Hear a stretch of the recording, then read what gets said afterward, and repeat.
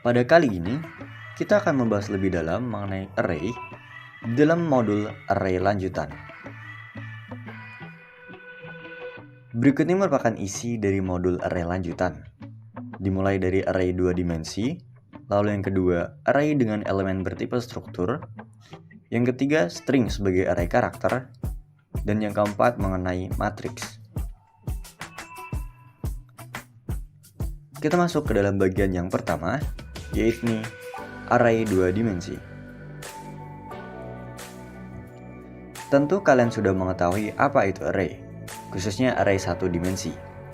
Seperti telah diketahui, array 1 dimensi memiliki ukuran atau indeks tertentu yang menyatakan jumlah elemen di dalam array tersebut. Dalam array dimensi, indeks memiliki satu dimensi saja, misalnya adalah sebuah baris. Berlainan dengan array 2 dimensi, yang akan mempunyai dua buah indeks, yakni baris dan kolom. Setiap elemen dapat diakses menggunakan dua indeks baris dan indeks kolom. Indeks baris mengacu pada posisi baris elemen, sementara indeks kolom mengacu pada posisi kolom elemen. Berikut merupakan contoh dari penggunaan array 2 dimensi. Di dalam suatu kelas, terdapat data-data mahasiswa yang disimpan dalam bentuk array 2 dimensi. Setiap baris mewakili seorang siswa, dan setiap kolom mewakili atribut dari siswa tersebut, seperti NIS, nama, tanggal lahir, alamat, dan juga nilai. Dengan menggunakan array 2 dimensi, kita dapat mengelola dan memanipulasi data siswa dengan lebih mudah. Misalnya menghitung rata-rata nilai, mencari siswa dengan nilai tertinggi, dan lain sebagainya. Berikut ini merupakan contoh dari penggunaan array 2 dimensi di dalam program bahasa C. Contoh berikut adalah melakukan pendeklarasian array 2 dimensi, kemudian mengisikan array ke dalam array yang sudah kita buat, dan selanjutnya adalah melakukan pencetakan elemen array tersebut ke dalam layar. Dan berikut merupakan hasil dari program pada saat dijalankan.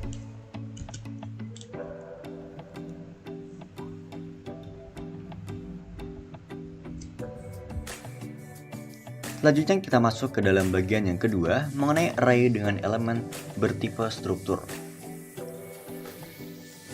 Pada contoh sebelumnya, elemen dari array adalah bertipe primitif. Kali ini mari kita lihat, elemen sebuah array dapat juga bertipe bentukan, misalkan ada sebuah struktur.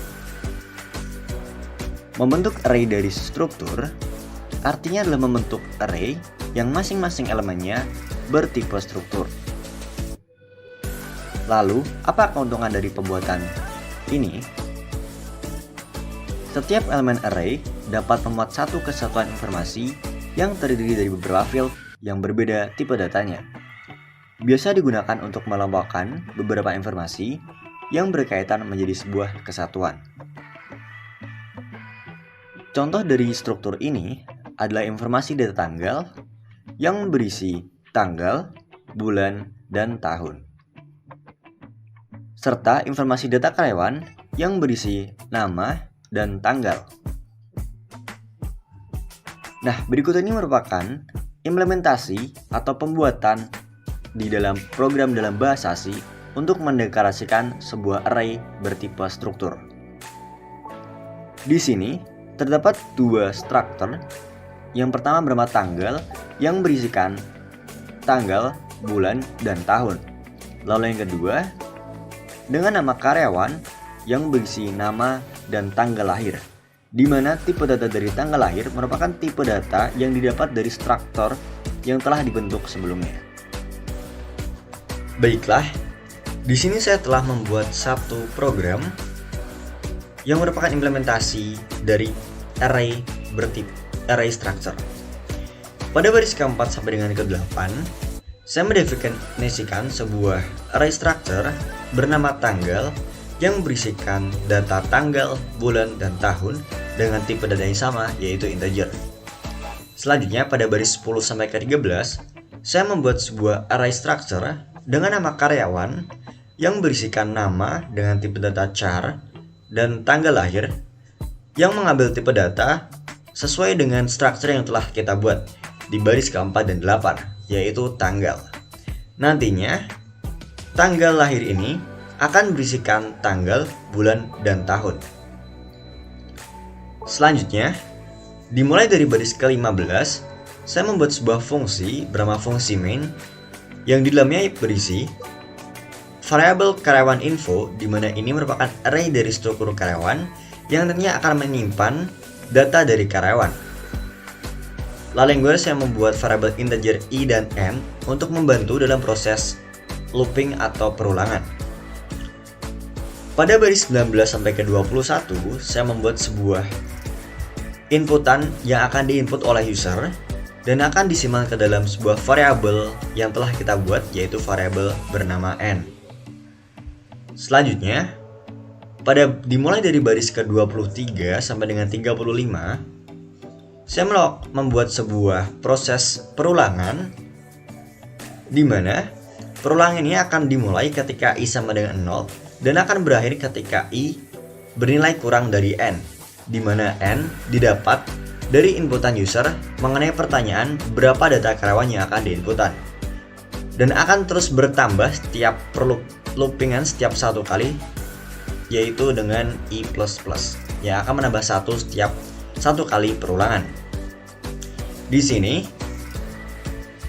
saya meminta sebuah inputan dari user. Yang pertama adalah nama yang akan disimpan ke dalam array info dan mengambil data nama, yang nantinya adalah nama yang diinput oleh user. Dia akan disimpan ke dalam sebuah array yang diisikan di dalam array nama. Nah, selanjutnya saya juga meminta input dari user mengenai tanggal lahir, bulan lahir, dan juga tahun lahir. Proses ini akan terus berulang sampai dengan n terpenuhi, di mana n didapat dari inputan berapa data karyawan yang akan dimasukkan oleh user. Di sini terdapat perbedaan. Di baris ke-25 terdapat tulis, yaitu info i titik nama, sedangkan di baris ke-28 info i tanggal lahir titik tanggal.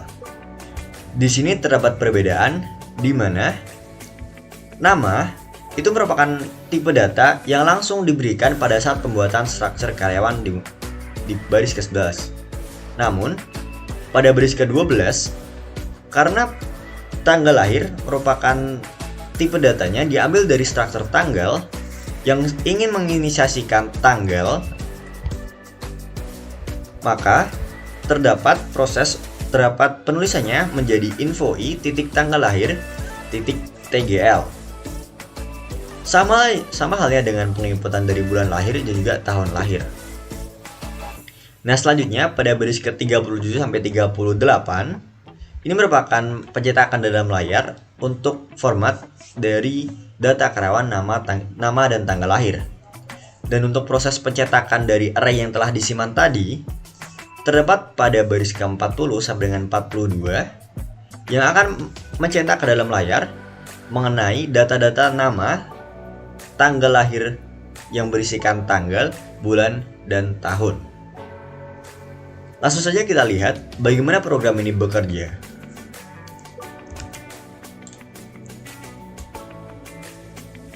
Baiklah, di sini terdapat inputan untuk ditanya atau program menanyakan berapa data karyawan. Saya akan menentukan 2. Lalu saya akan menentukan data nama, tanggal lahir, bulan lahir, dan tahun lahir. Nah, di sini program akan meminta kembali nama yang untuk data karyawan kedua, karena di atas tadi kita menentukan bahwa data karyawan yang akan kita masukkan adalah berjumlah 2. Lalu langsung saja kita masukkan untuk data yang kedua.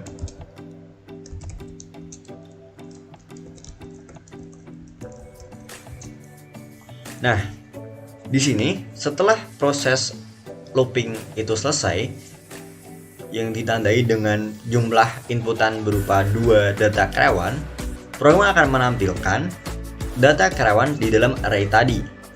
Yang di sini telah terdapat bahwa Sesuai dengan yang kita inputkan tadi, bahwa kita telah menginputkan data karyawan dengan nama Robby dan Axel dan data tanggal lahir. Kita masuk ke dalam bagian yang ketiga mengenai array karakter. Dalam bahasa pemrograman C, pengubah bertipe string dideklarasikan dengan array bertipe char beserta panjangnya.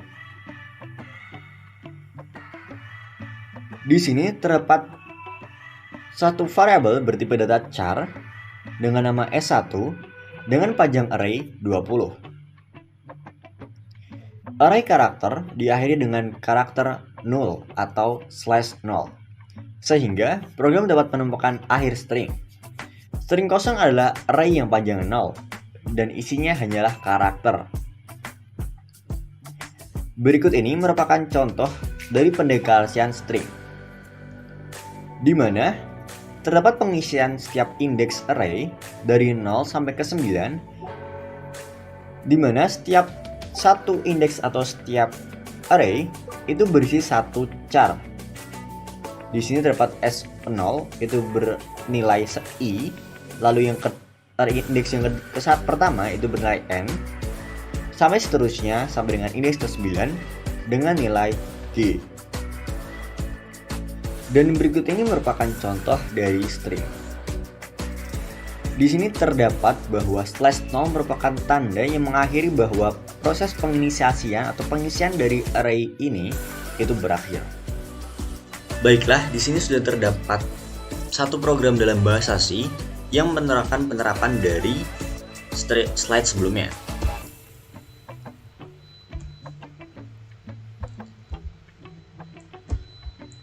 Oke, baik. Di sini terdapat suatu fungsi main yang merupakan fungsi utama yang secara jelas akan dijalankan pertama kali pada saat program ini bekerja. Di sini pada baris ke-7 sampai dengan ke-9 saya melakukan deklarasi dari variabel yang akan digunakan di dalam algoritma ini. Lalu pada baris ke-12 saya membuat printf atau menampilkan dalam layar seperti yang tertera di dalam layar. Ketikkan karakteristik Anda dan ketikkan add untuk selesai. Nah, di sini program nantinya akan meminta inputan dari setiap karakter dan nantinya akan menampilkan seluruh karakter tersebut dalam satu kesatuan dalam bentuk string. Nah, pada baris ke-14 sampai ke-19 di sini menggunakan precondition do while.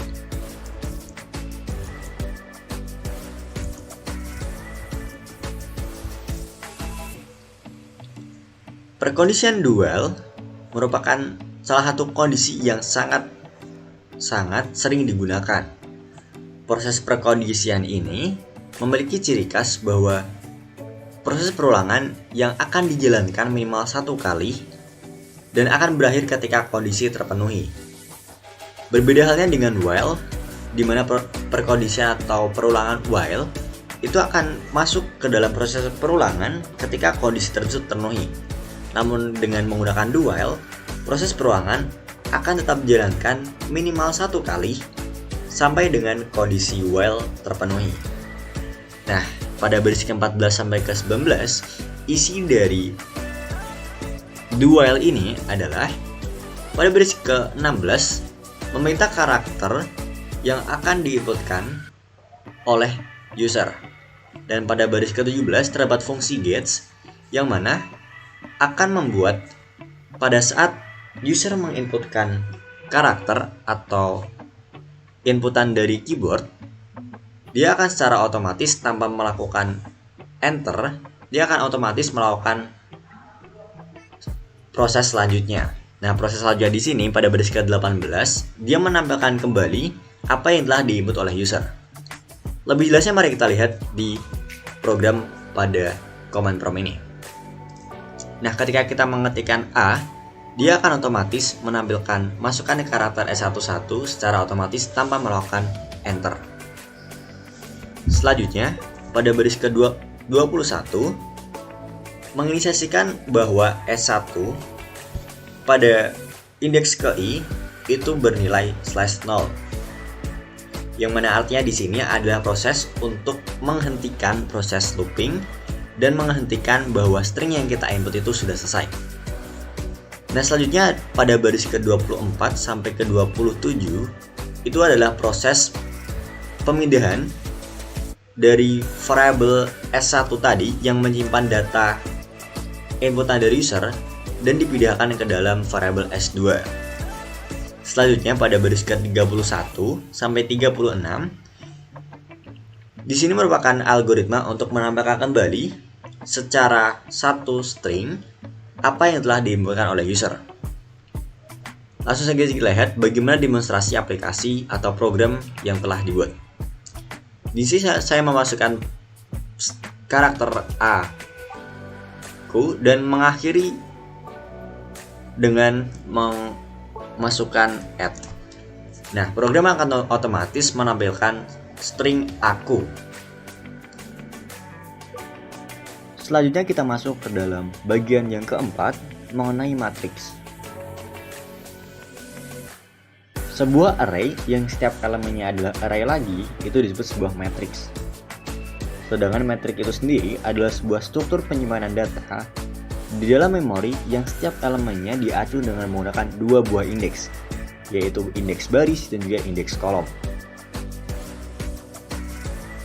Pada dasarnya, matriks dapat dipandang sebagai array dua dimensi. Oleh karena itu, konsep-konsep array juga berlaku dalam matriks. Konsep-konsep tersebut, yang pertama adalah kumpulan elemen bertipe sama berupa tipe data dasar, integer, real, boolean, char, dan juga string atau tipe terstruktur.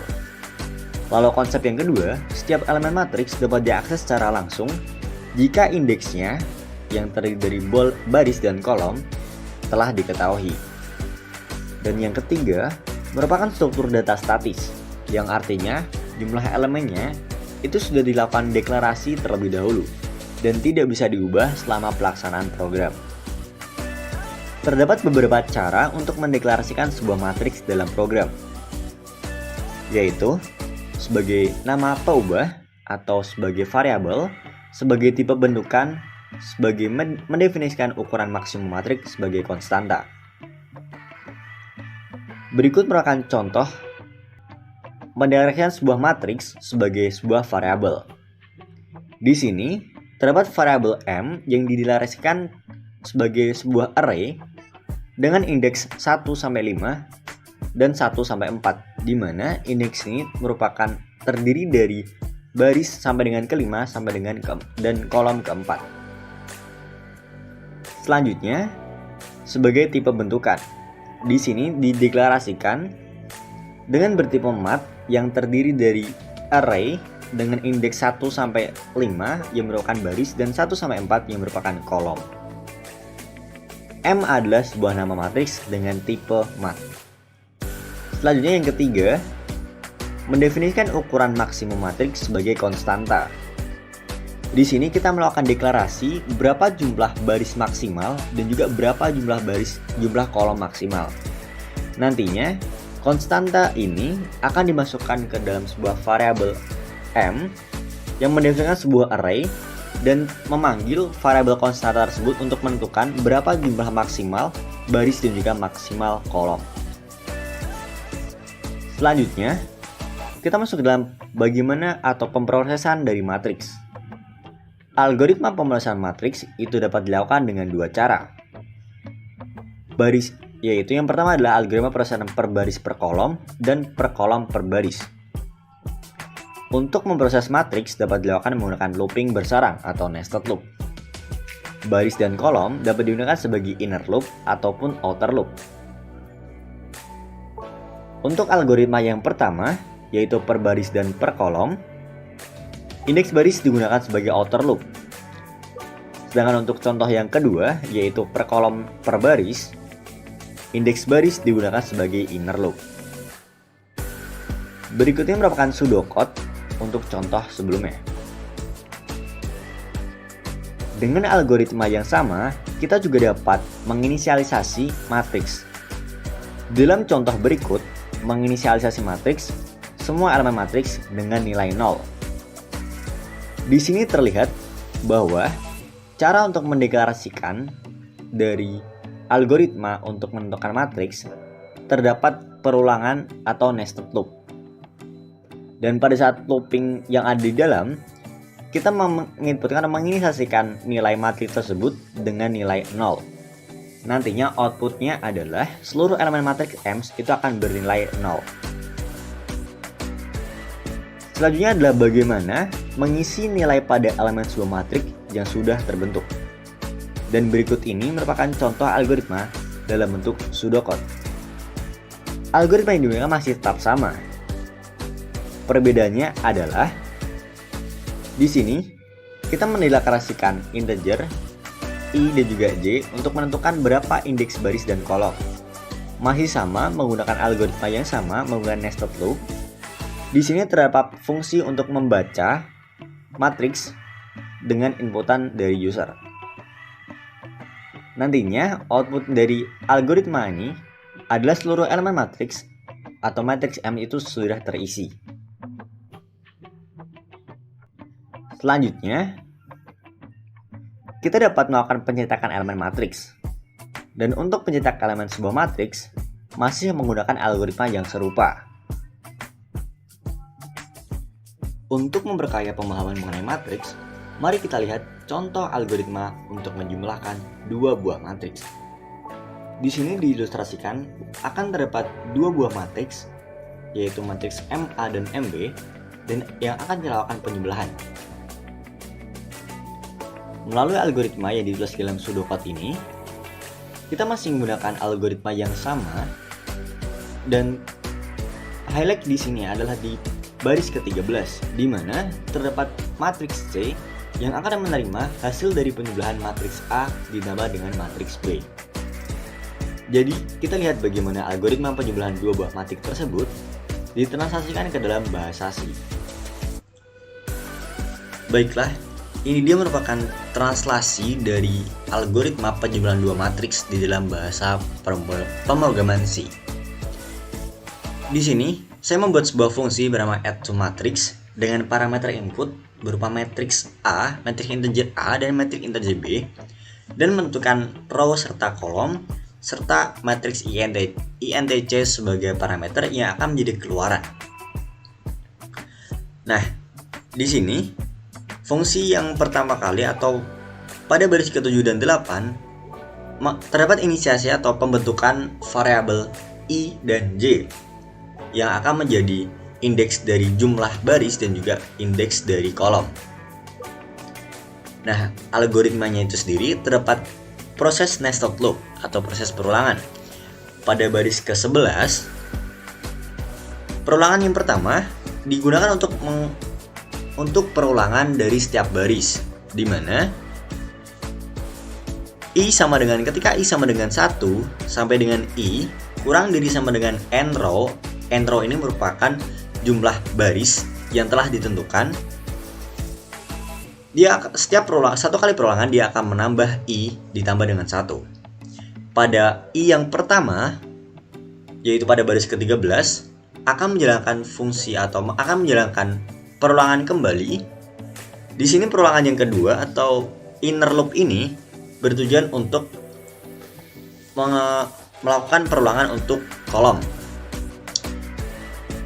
Yang mana artinya bahwa ketika J sama dengan J dan J itu bernilai kurang dari n kolom atau jumlah dari kolom yang telah ditentukan, dia akan melakukan perulangan untuk menambah dan memasukkan hasil dari perjumlahan matriks A ditambah dengan matriks B disimpan ke dalam matriks C. Begitupun seterusnya sampai dengan setiap kolom itu berakhir, dan ketika setiap kolom pada satu baris itu berakhir, maka akan lanjut ke dalam baris selanjutnya. Dan sampai halnya perulangan tersebut selesai pada setiap baris, barulah penjumlahan akan selesai.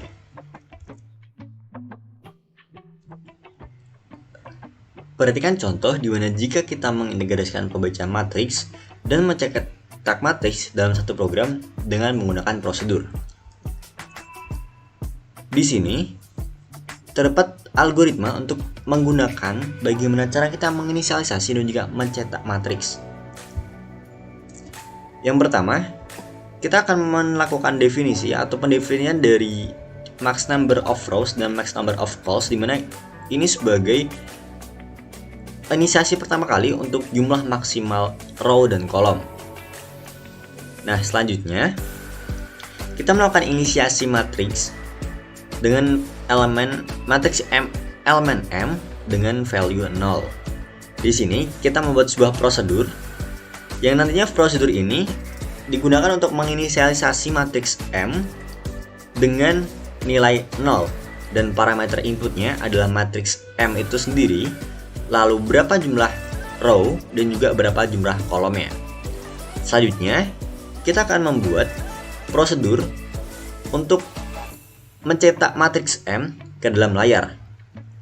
Parameternya masih sama, yaitu matriks M itu sendiri, lalu berapa jumlah row dan juga berapa jumlah kolomnya. Nah, pada program mainnya, di sini kita melakukan deklarasi dari matriks int dengan nama myMatrix, serta mendefinisikan berapa jumlah row dan juga berapa jumlah kolom yang disimpan dalam variabel nr dan nc. Selanjutnya, kita akan meminta inputan dari pengguna atau dari user mengenai berapa input row dan juga kolom dari matriks. Selanjutnya, kita akan menginisialisasi pembuatan matriks dan menginputkan value 0 berdasarkan jumlah row dan kolom yang telah dihitungkan tadi. Dan selanjutnya, kita memanggil prosedur untuk mencetak matriks.